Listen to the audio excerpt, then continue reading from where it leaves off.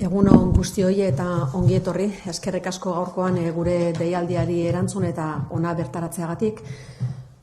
Guk Gipuzkoako Foru Aldundi gisa askotan aipatzen dugu gure helburu nagusia Gipuzkoar guztien ongizate integrala bilatzea dela eta horretarako gure baliabide eta gure eskumen guztiak erabiltzen ditugu.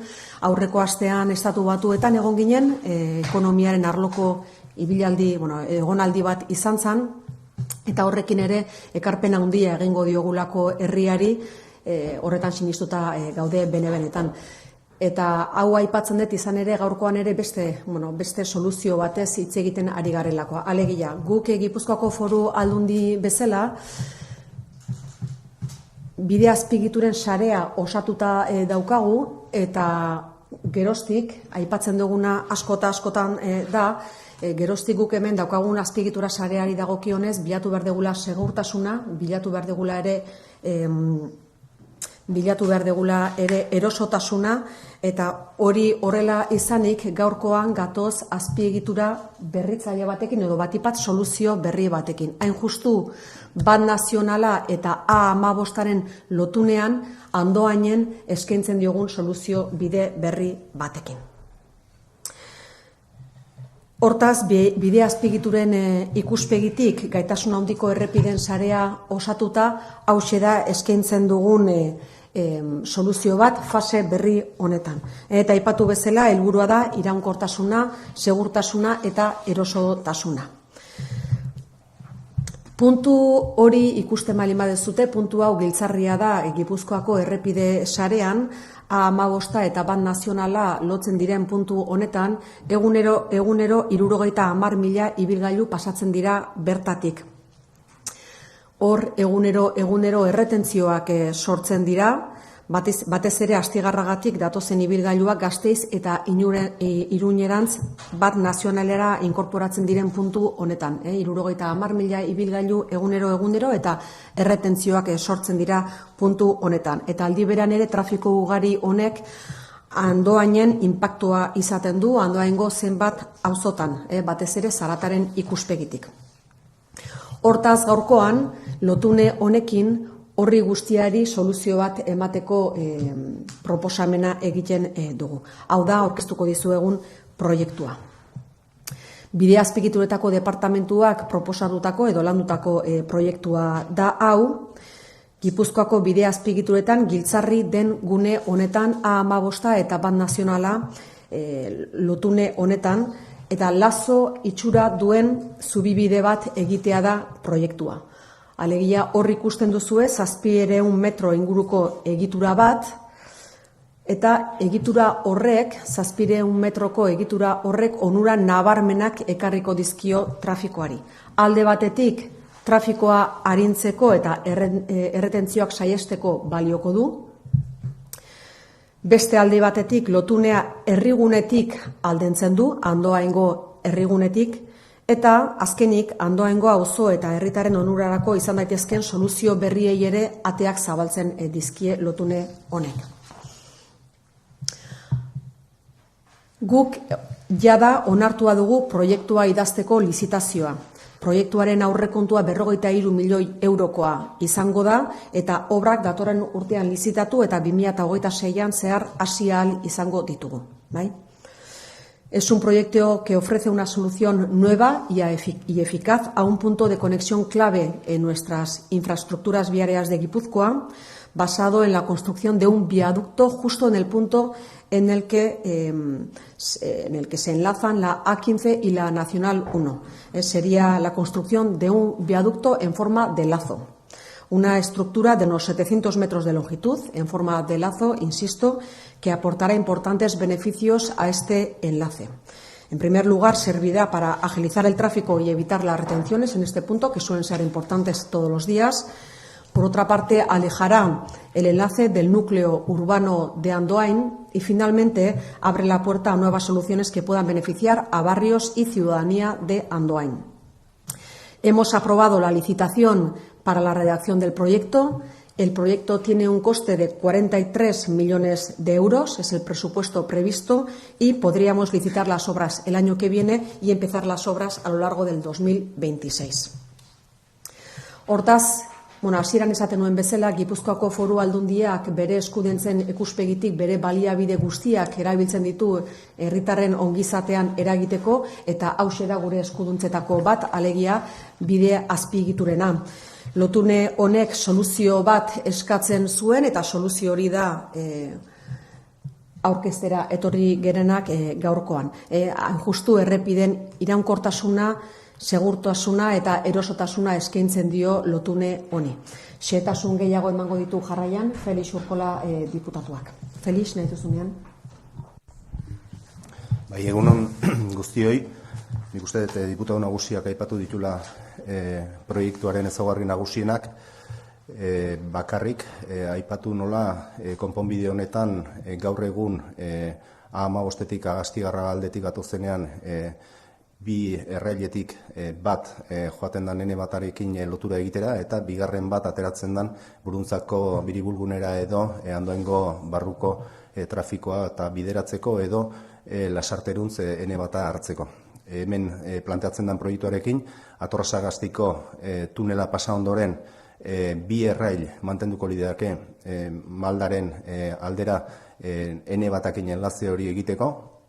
Diputatu nagusiak esan bezala, biadukto edo zubibide bitartez perpendikularki bai ene bata eta bai horiei baia zeharkatuko lituzke, eta berriro pixka bat altura galduz ene batarekin, kasu honetan Lasartetik datorren norabideari ezkerretik bat egingo lioke. Kasu honetan, proiektu honekin lortuko litzakena da gaur egun aipatu bezala, ia egunero ohikoak diren retentzio horiek arindu ahal izateko, eta nolabait bi erraileko norabide hortan enlaze hori mantendu ahal izateko.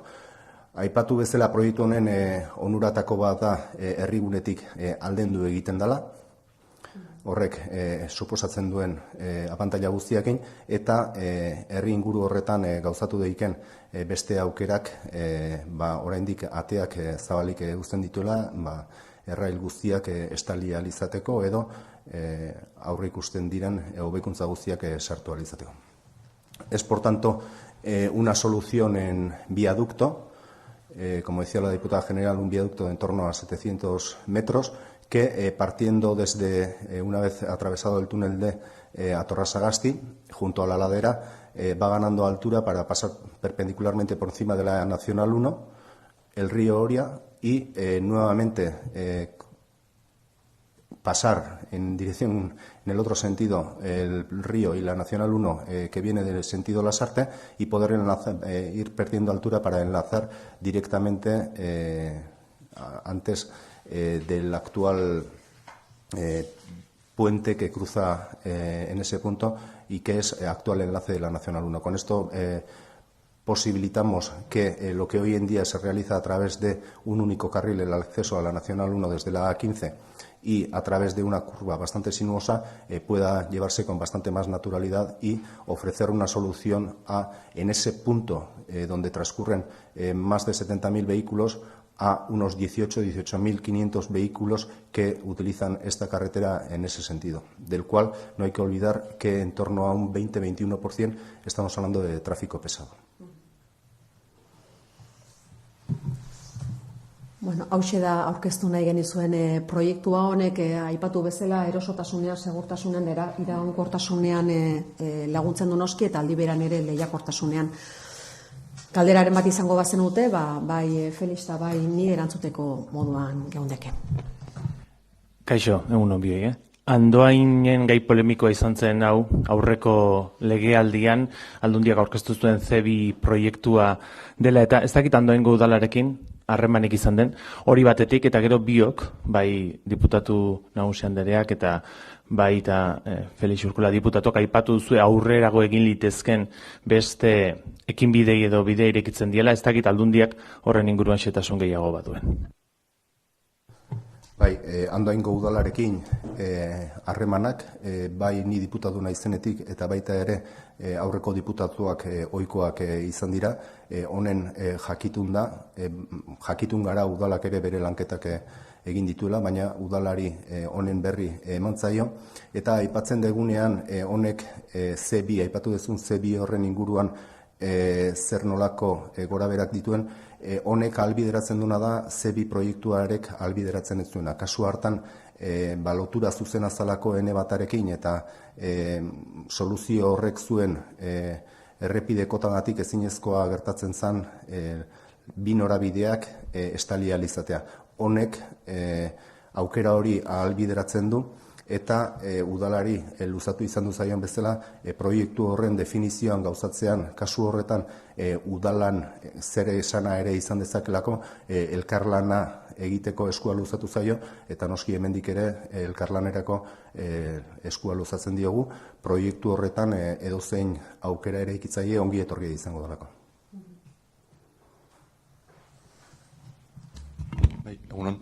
No sé si hay un cambio de jerarquía después de la conexión, ya que se mantienen, hay 2 carriles en la 15 y en la N1 hay 2, o se reduce a 1. O... No hay un cambio de jerarquía, lo que se hace es una fase de encuentro en la cual se pasará de 2 carriles que vienen desde Lasarte, del mismo modo que sucede hoy, a 2 carriles que se incorporen desde la Nacional 1, en la cual habrá un tramo en el cual se pasará de 4 carriles a 3. Y en el proyecto definitivo, cuando se arranque hasta la A15, se mantendrían esos 3 carriles, con un encuentro habitual en este tipo de enlaces, que a día de hoy también es. Únicamente estaríamos incrementando el que los carriles que vienen desde la A15 pasan de ser 1 a ser 2 y con un trazado bastante más mejorado que el que tienen en la actualidad.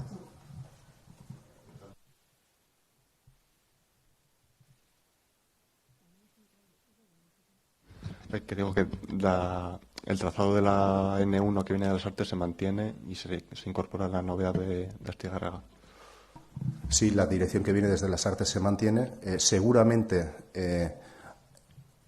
incluso el tráfico que viniese desde las Artes se reduciría al futuro, porque no debemos de olvidar que a día de hoy muchos de los usuarios que deberían de utilizar o que seguramente utilizarían la A15 no lo hacen por toda la cantidad de retenciones que se nos crean en ese punto diariamente, tanto a primera hora de la mañana como a horas de la tarde. Entonces, seguramente incluso el tráfico que transcurre desde Lasarte disminuiría. Pero sí, se mantiene el entrelazado de los 4 carriles pasando a 3. Horixe bera, euskeraz, aipatu gabe geratu delako ez, N-bataren trafiko handi hori ere zertxo baita arindu dezakela ez proiektu lotune berrion.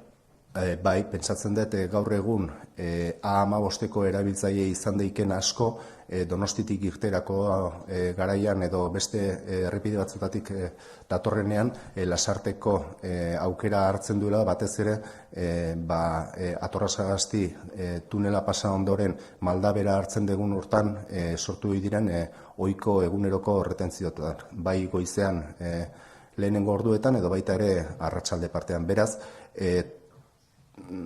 obra hau gauzatzen den momentuan, ziur nago batek baino gehiagok A15 erabiliko lukela Donostitik irteera ere bastante zerrezagoa dalako puntu horretatik. ¿Cuánto se prevé que dure esta obra, desde que empiece el proyecto hasta que termine?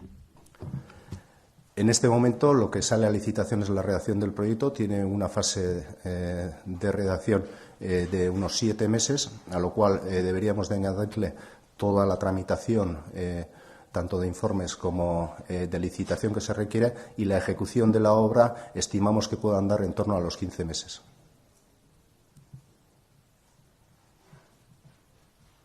Como decía la diputada general, la idea sería que a lo largo de este año tuviésemos el proyecto redactado para el año que viene acometer esas fases de informes, licitación y poder empezar con las obras. Y me imagino que, como sale en la imagen, pero que se eliminaría el trazado actual de la A15 con la N1. O sea, la conexión actual se eliminaría o... Sí, el hecho de que el tráfico que viene de la A15 pase por la bajada y luego subida para el puente se eliminaría. Luego habría que analizar con detalle cuáles son los movimientos que se mantienen. En este caso, la salida que a día de hoy es por la derecha para ir a la rotonda de Brunza pasaría a ser por la izquierda, y luego habría que analizar todas, y es lo que en esa segunda fase o en esa revisión de proyecto que antes comentaba de la parte de Mimendi, habría que analizar los tráficos internos de Andoain. Pero el enlace actual directo a la Nacional 1 dejaría de tener sentido.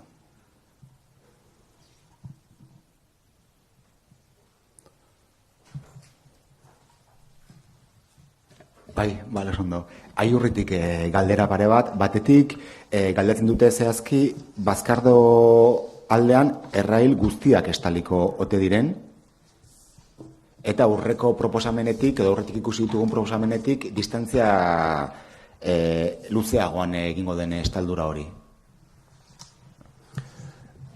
Proiektu honek lehenago esan duten bezala aukera ematen du errai horiek estali ahal izateko.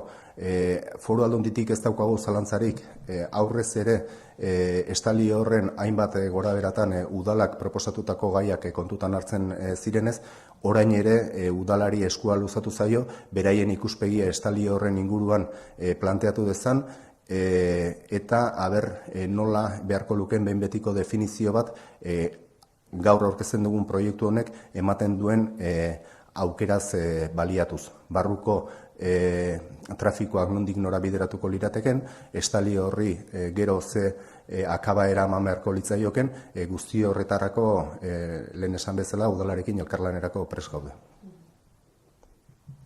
Eta bigarren galdera bat, kurba ezagun horietan, jada batuketan ene batean, ikastola parean, errail gehiago izango ote diren, eta horrek zenbateraino handituko duen kutsadura eta zarata, ea hori aurre ikusi den. Gaur aurkezten den proiektuan ez dugu tarte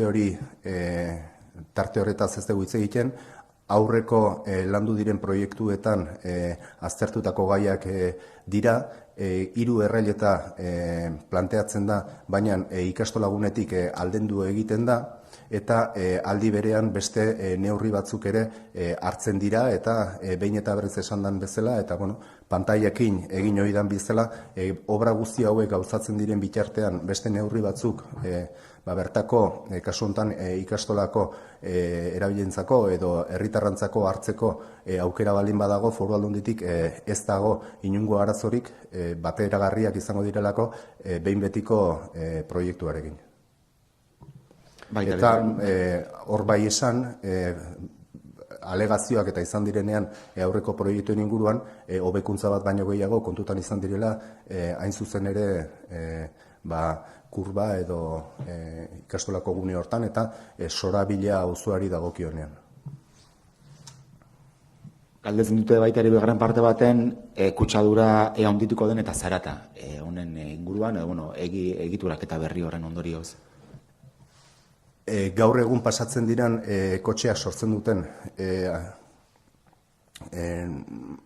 arazo berdina gehienez ere izango litzake, eta lehen esaten nuen bezala, proiektu honekin lortzen dana da enlaze hori herrigunetik aldentzea. Hori zalantzarik gabe, inolako zalantzarik gabe onura bat izango da, eta era berean ez dakit zenbaterainoko hobekuntza izango dan, 2 errail edo norabide bat estaltzetik 2 norabideak estaltzera, baina aukera hori ere ematen du. Eta naiz eta repetitzen ari naizen, egon daiteken beste edozein proposamen eraikitzaile eta bidegarriri irekita jarraituko dugu orain arte bezalaxe.